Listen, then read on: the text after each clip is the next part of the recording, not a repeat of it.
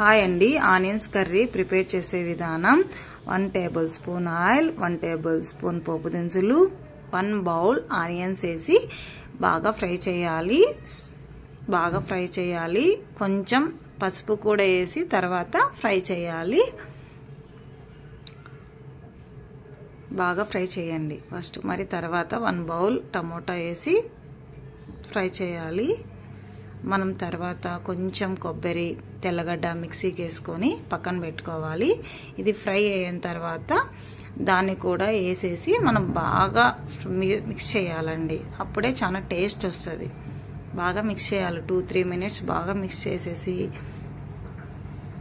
Wait చేయాలి కొంచెం.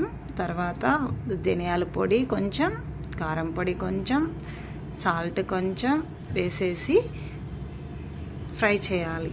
తర్వాత కొంచెం వాటర్ వేయాలి. కొబ్బరి తెల్లవ వేసింటాం కదండి మిక్సీ గిన్నెలోకి, దాంట్లోకి 2-3 స్పూన్స్ వాటర్ వేసేసి దాన్ని వేసేసేయాలి. చాలా టేస్టీగా ఉంటుందండి. ఇది చపాతీ లెక్క కానీ అన్నం లెక్క కానీ ఒకసారి ట్రై చేసి చూడండి. సింపుల్ అండి, 2-3 మినిట్స్లో అయిపోతుంది. మనం ట్రై చేయాలంతే. చాలా టేస్టీగా ఉంటుందండి. Thank you.